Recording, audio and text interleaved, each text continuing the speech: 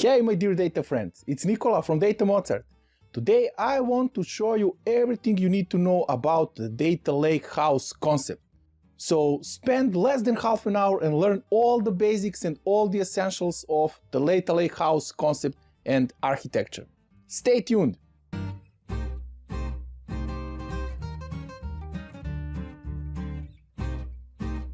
It's time to introduce the concept of the modern data platform. Here is a brief overview of the topics we are going to cover in this module. We'll again start with some history lessons to understand the evolution of data architectures. Next, we'll discuss how the rise of new data flavors and new data roles impacted the organizational workloads and brought up fresh ideas and implementation models, where our focus will be on understanding the concept of the data lakehouse. Then, you'll discover key characteristics of the parquet file format as the fundamental way of storing data in the data lakehouse. Finally, you'll learn another data modeling approach called Medallion architecture, which is specifically relevant to data lakehouse scenarios. As usual, let's take a more tool-agnostic approach and learn about some of the key characteristics of the modern data estate. Again, we'll start with some history lessons and introduce a short history of data architectures. We'll kick it off with data warehouses. Data warehouses have a long history in decision support and business intelligence systems, being around for decades. They represent a mature and well-established architecture for handling huge amounts of structured data. And this is a typical workflow in traditional enterprise data warehousing architecture. So we connect to the structured data stored in various source systems, let's say transactional databases, then we perform some transformations on this data to shape it in the form that is suitable for analytic workloads, doing things like aggregations, filtering and so on, before we load it into a central repository, which is an enterprise data warehouse. These enterprise data warehouses were, and still are, the focal point of the architecture, a single source of truth for all your organizational data. From there, we are using various business reporting tools such as Microsoft Power BI, Tableau, Qlik, Excel and others to create all kinds of different reports to support efficient business decision making. Specific group of people who are proficient in understanding and using SQL language could also connect and query the data directly from the data warehouse by leveraging various client tools such as SQL Server Management Studio or Azure Data Studio. However, times are changing. Not that I want to say that traditional data warehousing solutions are dead, on the contrary, but let's say that they needed to evolve to support new flavors of data. In the recent years, organizations acquire more and more data that's originating outside of the structured transactional databases. Things like social media data, images, videos, logs, information collected from IoT devices and so on, which is hardly manageable using traditional data warehousing solutions. So we are talking about semi-structured and non-structured data. How do we handle these new flavors of data? We simply store them as is in the data lake. A data lake can be used for storing all data types, structured, semi-structured and non-structured.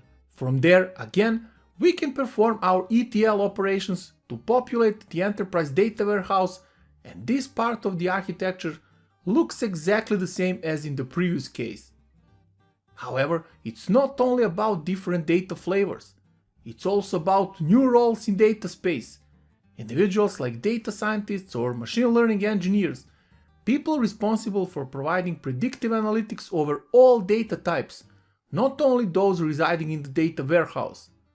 These new kids on the block had to respond to business questions in a whole different way compared to what we used to know previously. Therefore, by providing them with access over raw data stored in the data lake, we got a whole new architectural concept in place. And not only that, please pay attention to the arrow ETL to data lake. ETL process is not a one-way street anymore, meaning it's not populating only an enterprise data warehouse, but also a data lake itself. So essentially, we have two data storage locations here, a traditional enterprise data warehouse, but also an organizational data lake. Things become a little complicated, right? Obviously, we needed, or at least some of the folks around thought that we needed, a more flexible and less complex solution. And that's when the latest concept was introduced. It's called Data Lakehouse. What else? I mean, if you combine warehouse and lake, what else you may expect than lakehouse, right? Before we proceed to explain what is a lakehouse, you might be wondering who was the godfather of this concept. Credit goes to Databricks, as they were the first to introduce the concept with this name. If I had to explain a data lakehouse in one sentence, that would be: a data lakehouse is conceptually the same as a data warehouse. The only difference is that in traditional data warehouse, data is stored within files on the disk, using vendor-specific proprietary formats, whereas in the data lakehouse, data is stored within files in the data lake, using Open Delta format. But why Lakehouse, and what are the benefits of having a solution like this? Well, you may notice that this part at the bottom is exactly the same. We have our structured, semi-structured and non-structured data, and we store it again in the data lake. However, instead of physically moving the data from the data lake to the data warehouse, by introducing a metadata and governance layer directly on the data lake, plus performing all the ETL stuff within the lake itself, we are getting the best of both worlds. What does this best of both worlds mean in real life? On the one hand side, we have flexibility, cost efficiency and scalability of the data lakes. On the other side, we can leverage features such as data management and ACID transactions that are at the core of traditional data warehousing architecture. The main benefit of this new hybrid architecture is that various data teams can perform faster, without needing to access and consume the data from multiple systems. Additionally, by eliminating the need for physically moving the data, Data Lakehouse architecture enables all the teams across the organization, data analysts, data scientists, and machine learning engineers, to have the latest and most complete data available. Let's briefly examine all the key features of this emerging new concept, or what makes this architecture a successful implementation. Transaction support. In an enterprise lakehouse, many data pipelines will often read and write data concurrently. Support for ACID transactions ensures consistency as multiple parties concurrently read or write data, typically using SQL. Schema enforcement and governance. The Lakehouse should offer a way to support schema enforcement and evolution, supporting data warehousing schema architectures such as star and snowflake schemas. The system should be able to implement data integrity, and it should have robust governance and auditing mechanisms. Business intelligence support. Lakehouses enable using business intelligence tools directly on the source data. This reduces staleness and improves recency, reduces latency, and lowers the cost of having to operationalize two copies of the data in both a data lake and a warehouse. Storage is decoupled from compute. In practice, this means storage and compute use separate clusters. Thus, these systems are able to scale to many more concurrent users and larger data sizes.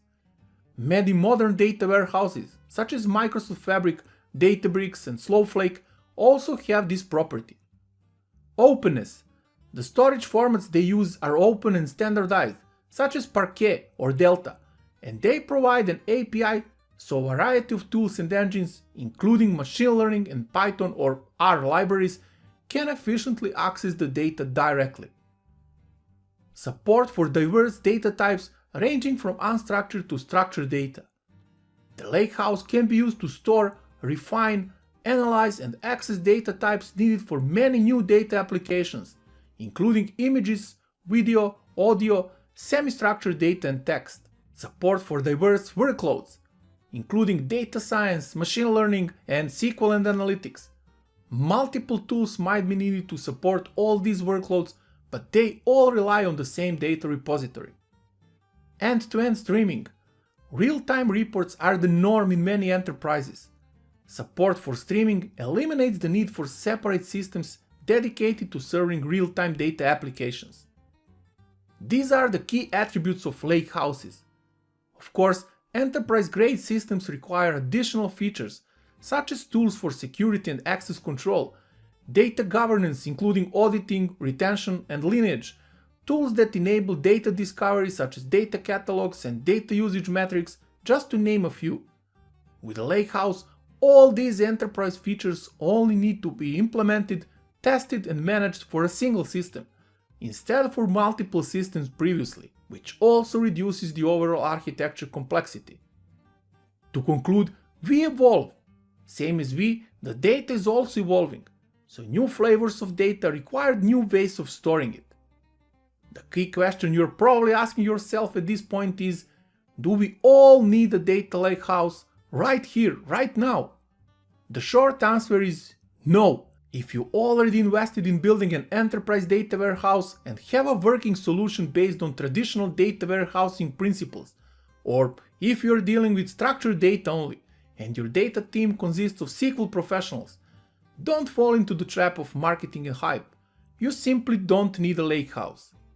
If you're just starting your data platform modernization journey, you might consider implementing data lakehouse architecture because of the smooth and more straightforward collaboration between different data teams within the organization. With amounts of data growing exponentially in recent times, one of the biggest challenges became finding the most optimal way to store various data types. Unlike in the not so distant past, when relational databases were considered the only way to go, organizations now want to perform analysis over raw data.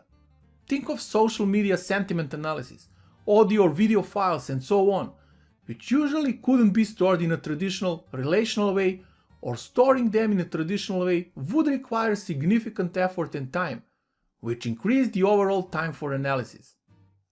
Another challenge was to somehow stick with a traditional approach to have data stored in a structured way, but without the necessity to design complex and time-consuming ETL workloads to move this data into the enterprise data warehouse. Additionally, what if half of the data professionals in your organization are proficient with, let's say, Python, which is typical for data scientists and data engineers, and the other half, like data analysts, with SQL? Would you insist that Pythonists learn SQL, or vice versa? Or would you prefer a storage option that can play to the strengths of your entire data team? I have good news for you. Something like this already exists since 2013, and it's called Apache Parquet.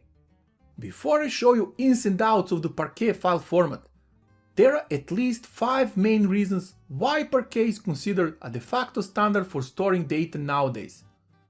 Data compression. By applying various encoding and compression algorithms, Parquet file provides reduced memory consumption. Columnar storage. This is of paramount importance in analytic workloads, where fast data read operation is the key requirement. But more on that later in this video. Language agnostic. As already mentioned previously, developers may use different programming languages to manipulate the data in the Parquet file. Open source format, meaning you are not locked with a specific vendor. And finally, support for complex data types. We've already mentioned that Parquet is a column-based storage format. However, to understand the benefits of using the Parquet file format, we first need to draw the line between the row-based and column-based ways of storing the data. In traditional row-based storage, the data is stored as a sequence of rows. Something like this you may see on your screen now. Now, when we are talking about analytical scenarios, some of the common questions that your users may ask are: how many balls did we sell? How many users from the USA bought t-shirt? What is the total amount spent by customer Maria Adams? How many sales did we have on January 2nd? To be able to answer any of these questions, the engine must scan each and every row from the beginning to the very end. So to answer the question, how many users from the USA bought t-shirt, the engine has to do something like this. Essentially, we just need the information from 2 columns, product for t-shirts and country for the USA, but the engine will scan all 5 columns. This is not the most efficient solution, I think we can agree on that. Let's now examine how the column store works. As you may assume, the approach is quite different. In this case, each column is a separate entity, meaning each column is physically separated from other columns. Going back to our previous business question, the engine can now scan only those columns that are needed by the query, which are product and country, while skipping scanning the unnecessary columns. And in most cases, this should improve the performance of the analytical queries. Okay, that's nice, but the column store existed before Parquet, and it still exists outside of Parquet as well. So what is so special about the Parquet format? Parquet is a columnar format that stores the data in row groups. Wait, what?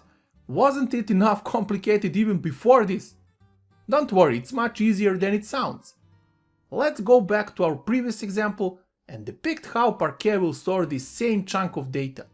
Let's stop for a moment and explain the illustration you see, as this is exactly the structure of the Parquet file.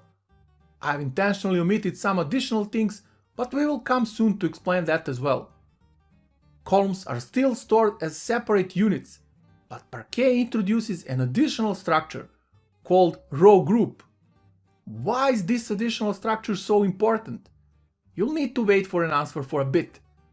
In online analytical processing scenarios, we are mainly concerned with 2 concepts: projection and predicates. Projection refers to a select statement in SQL language, which columns are needed by the query. Back to our previous example, we need only the product and country columns, so the engine can skip scanning the remaining ones. Predicates refer to the where clause in SQL language, which rows satisfy criteria defined in the query. In our case, we are interested in t-shirts only, so the engine can completely skip scanning row group 2, where all the values in the product column equal socks. Let's quickly stop here, as I want you to realize the difference between various types of storage in terms of the work that needs to be performed by the engine. Row store. The engine needs to scan all 5 columns and all 6 rows. Column store. The engine needs to scan 2 columns and all 6 rows. Column store with row groups. The engine needs to scan 2 columns and 4 rows. Obviously, this is an oversimplified example with only 6 rows and 5 columns, where you will definitely not see any difference in performance between these 3 storage options. However, in real life, when you're dealing with much larger amounts of data, the difference becomes more evident. Now, the fair question would be how Parquet knows which row group to skip or scan. Parquet file contains metadata. This means every Parquet file contains data about data, information such as minimum and maximum values in the specific column within the certain row group. Furthermore, every Parquet file contains a footer, which keeps the information about the format version, schema information, column metadata, and so on. I'll give you one performance tip. In order to optimize the performance and eliminate unnecessary data structures, such as row groups and columns, the engine first needs to get familiar with the data, so it first reads the metadata. It's not a slow operation, but it still requires a certain amount of time. Therefore, if you're querying the data from multiple small Parquet files, query performance can degrade, because the engine will have to read metadata from each file. So you should be better off merging multiple smaller files into one bigger file, but still not too big. I hear you. Nicola, what is small and what is big? Unfortunately, there is no single golden number here, but for example, Microsoft Azure Synapse Analytics recommends that the individual Parquet file should be at least a few hundred megabytes in size. Can it be better than this? Yes, with data compression. So we've explained how skipping the scan of the unnecessary data structures may benefit your queries and increase the overall performance. But it's not only about that. Remember when I told you at the very beginning that one of the main advantages of the Parquet format is the reduced memory footprint of the file? This is achieved by applying various compression algorithms. There are two main encoding types that enable Parquet to compress the data and achieve astonishing savings in space. Dictionary encoding. Parquet creates a dictionary of the distinct values in the column and afterward replaces real values with index values from the dictionary. Going back to our example, this process looks something like this. And you might think, why this overhead when product names are quite short, right? Okay, but now imagine that you store the detailed description of the product, such as long arm t-shirt with application on the neck. And now imagine that you have this product sold million times.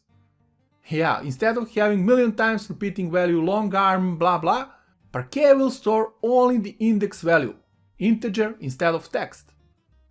Run length encoding with bit packing. When your data contains many repeating values, run length encoding or RLE abbreviated algorithm may bring additional memory savings. Can it be better than this? Yes, with the Delta Lake file format. Okay, what the heck is now Delta Lake format? To put it in plain English, Delta Lake is nothing else but the Parquet format on steroids. When I say steroids, the main one is the versioning of Parquet files. It also stores a transaction log to enable keeping the track of all changes applied to the Parquet file. This is also known as ACID compliant transactions. Since it supports not only ACID transactions, but also time traveling, like rollbacks, audit trails and so on, and data manipulation language statements, such as insert, update and delete, you won't be wrong if you think of the Delta Lake as a data warehouse on the data lake, or data lakehouse, that we already examined in the previous section. To conclude, Parquet file format is one of the most efficient storage options in the current data landscape, since it provides multiple benefits, both in terms of memory consumption by leveraging various compression algorithms and fast query processing by enabling the engine to skip scanning unnecessary data. So far in this module, you've learned about the lakehouse concept as one of the emerging trends in the data world nowadays. But this is just a concept for storing the data, similar to having a data warehouse as a concept for storing the data, and then various data modeling implementation options such as relational or dimensional data warehouse. The same applies to data lakehouse. It's just a concept. Therefore, we need to examine how to design the data model for the lakehouse architecture. The most common pattern for modeling the data in the lakehouse is called the Medallion. I love this name, it's really easy to remember. But why Medallion? Tag along and you'll soon find out why. The same as for the lakehouse concept, credits for being pioneers in the Medallion approach goes to Databricks. Simply said, Medallion architecture assumes that your data within the lakehouse will be organized in 3 different layers: bronze, silver and gold. That's why it's called a medallion. Now, you may also hear terms such as raw, validated, enriched, which I personally prefer, or raw, validated, curated. But essentially, the idea is the same: to have different layers of data in the lakehouse that are of different quality and serve different purposes. Let's quickly examine all 3 layers. A bronze layer is where we land the data from external sources in its original raw state. Data is ingested as is, containing only metadata in addition.